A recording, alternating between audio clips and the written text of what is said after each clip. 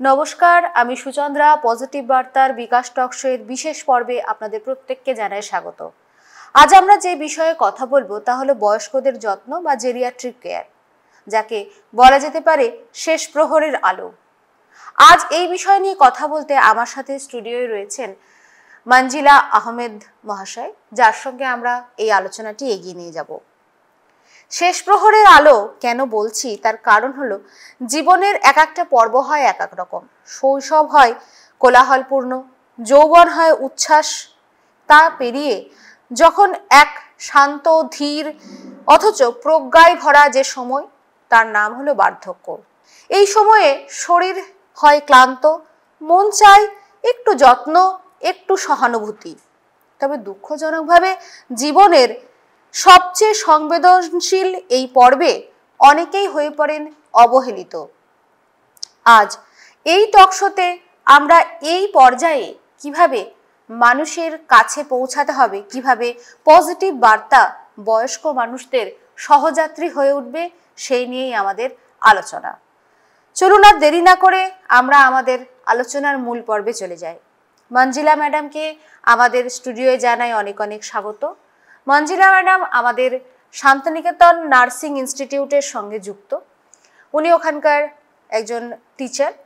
ওনার সাথে আজ আমরা কথা বলবো শান্তিনিকেতন নার্সিং ইনস্টিটিউটে জিএনএম নার্সিং এবং বিএসসি নার্সিং এই দুটি বিষয় পড়ানো হয়। আপনারা দেখতে পারেন, নার্সিংয়ে যারা কেরিয়ার গড়বেন বলে ভাবছেন তারা জেনপাস পরীক্ষার মধ্য দিয়ে ইনস্টিটিউটে আসতে পারেন এবং বিস্তারিত জানতে ইনস্টিটিউটের যে সেন্ট্রাল অ্যাডমিশন সেল সেখানে আপনারা যোগাযোগ করতে পারেন। আমরা চলে যাচ্ছি আমাদের অনুষ্ঠানের মূল পর্বে। প্রথম প্রশ্ন ম্যাডাম আপনার কাছে করছি, আজকের আমাদের আশার আলো এই অনুষ্ঠানে আপনি এসেছেন এবং বয়স্কদের যে যত্নের প্রয়োজন সেই বিষয় নিয়ে আমরা কথা বলবো। আমাদের সমাজে বৃদ্ধদের প্রতি যত্ন ও দায়িত্ব সম্পর্কে আপনার মতামত কি? ফার্স্ট ম্যাম আমরা জেনে নেব যে বৃদ্ধ ওই সময় পিরিয়ডটা কখন আমরা বলবো, কোন টাইমটাকে বলবো। যখন একটা মানুষের টাইম পিরিয়ড যখন হচ্ছে অ্যাভাব 60 ইয়ার্স হয়ে যাচ্ছে, তখন সেই টাইমটাকে আমরা মেনলি জেরিয়াট্রিক কেয়ারের আন্ডারে সেই মানুষটাকে আমরা ফেলতে পারি।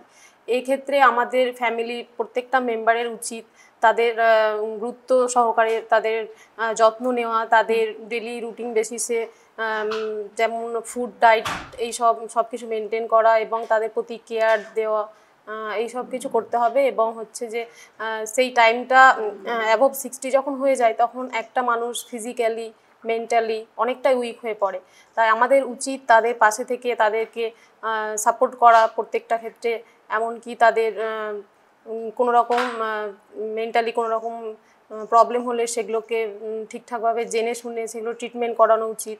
এছাড়া খাওয়ারের ক্ষেত্রে বলতে পারি যে তাদের বয়স বাড়ার সাথে সাথে যে ডাইজেস্টেবল খাবারগুলো আমাদের নিড, সেই সমস্ত জানা উচিত। তার কোনটা ভালো লাগে কোনটা খারাপ লাগে সেই বেসিসে তাদের খাবারগুলো দেওয়া উচিত। এছাড়া সোশ্যালি কী হতে পারে, অনেক সময় তারা ভাবে হয়তো যে আমার বয়স এরকম বেড়ে যাচ্ছে, হয়তো আমাকে সোসাইটি থেকে এখন মেনে নেবে না বা কিছু, এরকমটা হয়ে থাকে মেনলি। আচ্ছা, বৃদ্ধ বয়সে শারীরিক এবং মানসিক সমস্যা কিভাবে প্রভাব ফেলে? ম্যাম, বয়স বাড়ার সাথে সাথে আমাদের যে আমি এখনই বললাম যে মেন্টালি যে প্রবলেমগুলো হয়ে থাকে, ধরুন আমার দাদু দিদা এরকম আমার ক্ষেত্রেও হয়েছে। আমার দাদুকে হয়তো আমি বলেছি আজকে এই কিছুক্ষণ আগে ধরুন একটা কথা বললাম যে দাদু আজকে তুমি ওই জিনিসটা আমার জন্য নিয়ে আসবে, বাজার গিয়েছে হয়তো, তারপর দেখা গিয়েছে দাদু ওই জিনিসটা আনতে ভুলে গেছে। এই প্রবণতাগুলো দেখা যায় মেনলি, এইটাকে আমরা ডিমেনশিয়া বলে থাকি, যার জন্য হচ্ছে যে সেখান থেকে বোঝা যায় যে হ্যাঁ দাদু মেন্টালি এখন আর স্টেবল নেই, এই থেকে আমরা বুঝতে পারি। এছাড়া ফিজিক্যালি এখন কি হয়, অনেক ক্ষেত্রে দেখা যায় যে অনেকের হাইপারটেনশন বা ডায়াবেটিস এই ডিজিজগুলো দেখা যায়। পরিবারে বৃদ্ধদের ভূমিকা কেমন হওয়া উচিত বলে আপনি মনে করেন? মানে বয়স্ক মানুষরা কী ধরনের আচরণ রাখা উচিত বলে মনে করেন? আমরা তো পরিবারের যিনি বড় হন তাকে তো আমরা আমাদের ডিসিশন মেকার হিসেবেই মানে ভেবে থাকি। আমার হয়তো সেখানে আমার মা বাবা হতে পারে বা দাদু দিদা, তারা হচ্ছে সিনিয়র পার্সন। এবার তাদের অভিজ্ঞতাগুলো যদি আমাদেরকে বলে যে তাদের প্রিভিয়াস কি হয়েছে বা না হয়েছে, সেখান থেকে আমি বিভিন্ন অভিজ্ঞতা জানতে পারবো। আমাকে অনেক কিছু শেয়ার করেন, সেটা থেকে আমি অনেক জ্ঞান অর্জন করতে পারি। এবং তারা যে পরামর্শগুলো দেয় সেগুলো যদি আমি ঠিকঠাকভাবে মেনটেন করি, তাহলে সেক্ষেত্রেও আমি অনেকটা পথ এগিয়ে যেতে পারবো নিজের ফিউচারে। আচ্ছা, আর বর্তমান সময়ে বৃদ্ধাশ্রম অনেক দেখা যাচ্ছে, এর প্রয়োজনীয়তা কতটা আছে? ম্যাম, এখন দেখা যায় ধরুন মানে এতটাই কেরিয়ারের প্রতি মানুষ ছুটছে যে সেক্ষেত্রে দেখা যায় হাজব্যান্ড ওয়াইফ হয়তো জব করছে, সেক্ষেত্রে মা বাবাকে টাইম দিতে পারছে না। তাই বলে এমন নয় যে বৃদ্ধাশ্রমে থাকলে হয়তো মা বাবা সুস্থ থাকবে না বা কিছু, এরকম নয়। সেখানেও ঠিকঠাকভাবে কেয়ার দেওয়া হয়। বর্তমান সময়ে বৃদ্ধাশ্রমের প্রয়োজনীয়তা কতটা আছে বলে আপনি মনে করেন? ম্যাম, এখন মেনলি দেখা যায় যে অনেকেই কেরিয়ারের পেছনেই ছুটছে এবং মানে আগের থেকে এখন দেখা যায় যে অনেকটাই ডেভেলপ করছে আমাদের এই শিক্ষার দিক থেকে। সেক্ষেত্রে দেখা যায় হাজব্যান্ড ওয়াইফ দুজনেই ওয়ার্কিং পার্সন, সেক্ষেত্রে তারা হয়তো তাদের মা বাবাকে টাইম দিতে পারছে না, সেক্ষেত্রে তারা বৃদ্ধাশ্রমে রেখে আসছে। এবার বৃদ্ধাশ্রমে থাকছে বলে যে এমন নয় তারা কেয়ার পাচ্ছে না বা কিছু, সেখানেও যত্ন সহকারে তাদেরকে দেখা হয়। তারা কোনো রকমভাবে অসুস্থ হলে সেখান থেকেও তাদের হসপিটালাইজড করা হয়। এছাড়া তাদের খাওয়ার যে দৈনন্দিন জীবনে যেটুকু প্রয়োজন সমস্ত কিছুই কিন্তু মেনটেন করা হয় সেখানেও। আচ্ছা, মানে আপনি বলতে পারেন যে ওটা একটা বিকল্প বাড়ি। হ্যাঁ ম্যাম, যেখানে হ্যাঁ। সযত্নে তারা থাকতে পারবে হ্যাঁ। এবং সমবয়স্ক মানুষদের সঙ্গে যেহেতু থাকে, সেখানে একটা বলতে পারা যেতে পারে যে বন্ধুত্বপূর্ণ পরিবেশও পায়। হ্যাঁ। এবং সেখানে দেখা যায় তারা খুশিই থাকে হয়তো। হুম। সরকারি বা বেসরকারি পর্যায়ে কি ধরনের পরিষেবা বা সহায়তা পাওয়া যায় বয়স্ক নাগরিকদের জন্য? এখন তো আমাদের সরকারিভাবে বলতে গেলে বিভিন্ন রকমের প্রকল্প আছে। তার মধ্যে আমরা যেটা মেনলি জেনে থাকি, শুনে থাকি যে বার্ধক্য ভাতা বলে একটা ভাতা হয়, যেখানে হচ্ছে মান্থলি একটা অ্যামাউন্ট পেমেন্ট করা হয়। এছাড়া বিভিন্ন রকমের বেসরকারি যে ওল্ড এজ হোমগুলো আছে, সেগুলোতেও তারা তাদের পরিপূর্ণভাবেই তারা তাদের কেয়ারগুলো পেয়ে থাকে এবং হোম বেসিস যে সার্ভিসগুলো তাদের নিড, সেগুলো তারা ফুলফিলভাবে সেখানেও পেয়ে থাকে। এবং সরকারি হসপিটালের ক্ষেত্রে দেখা যায় জেরিয়াট্রিক কেয়ার একটা আলাদা ডিপার্টমেন্ট থাকে, সেখানে তাদের বিভিন্ন সমস্যা নিয়ে তাদের বিভিন্ন রকমের ভাইটাল সাইন্স চেকের মধ্যে, যেমন তাদের ব্লাড প্রেশারটা বা হচ্ছে ডায়াবেটিসের জন্য যে ব্লাড সুগার লেভেল, এগুলো সব জানা যায়, সেগুলো সেখান থেকে কেয়ার পাওয়া যায়। এছাড়া এখন গ্রামাঞ্চলে যে CHO আছে, তারাও সেখানে বৃদ্ধরা গেলে তাদের ভাইটালসের মধ্যে ব্লাড প্রেশার চেক করতে পারে, ইজিলি তারা জানতে পারে তারা কতটা, তাদের প্রেশার লেভেল কতটা হয়েছে বা কিছু, এইসব ব্যাপারগুলো খুব সহজেই জানতে পারে। তরুণ প্রজন্মদের বৃদ্ধদের প্রতি কেমন মনোভাব পোষণ করছে বলে আপনি মনে করেন? কারণ তরুণ প্রজন্মরাও তো একটা সময় ওই পর্যায়ে, ওই বয়সটায় পৌঁছাবে। এই মুহূর্তে তারা কি ধরনের মনোভাব রাখছে? এক্ষেত্রে দেখা যায় অনেকেই আছে তরুণ তরুণী যারা হচ্ছে বৃদ্ধদের দেখলে তাদের প্রতি শ্রদ্ধা জানায়, তাদেরকে সহানুভূতিশীল দেখায়। আবার অনেকেই আছে যারা হয়তো ভাবে, অনেকেই যেমন রাস্তাঘাট পার হতে পারে না, সেই সময় হয়তো কোনো একজন গিয়ে তাকে হেল্প করে তাকে ধরে নিয়ে গিয়ে রাস্তাটা পারাপার করছে। আবার অনেকে আছে হয়তো দেখছে, দেখা সত্ত্বেও তাকে হেল্প করছে না। রিসেন্টলি আমি ওই ওল্ড এজ হোম ভিজিটে গিয়েছিলাম, মানে 3rd ইয়ার GNM মেয়েদেরকে নিয়ে। সেখানে তারা যখন দেখলো ওনাদের দেখে তো ওরা প্রচুর মানে ইমোশনাল, একদম কান্নাকাটি শুরু করে দিয়েছে। মানে সেখানে বুঝলাম যে তারা এখন নিশ্চয়ই বুঝতে পারছে যে তাদেরও হয়তো ফিউচারে এরকম একটা দিন আসতে পারে বা কিছু, সেটা দেখে তারা প্রচুর করছিল। আচ্ছা, বয়স্ক নাগরিকদের মানসিক স্বাস্থ্য রক্ষায় কি ধরনের উদ্যোগ নেওয়া উচিত বলে আপনি মনে করেন? মানসিকভাবে যদি সুস্থ রাখতে চাই আমরা বৃদ্ধদের, সেক্ষেত্রে হচ্ছে তাদের বিভিন্ন রকম যে রিক্রিয়েশনালমূলক যে কাজকর্মগুলো আছে সেগুলোর সাথে তাদেরকে যুক্ত করলে হবে। এছাড়া ক্লাব রয়েছে অনেক, সেই ক্লাবগুলোতে যদি তাদের ইনভাইট করা হয় কোনো প্রোগ্রাম হলে, সেখানে তাদের যুক্ত করা হলে সেখানে তারা আনন্দ পাবে এবং সেখান থেকে অনেকটাই নিজেকে ফ্রিলিভাবে মানে জীবনযাপন করতে পারবে।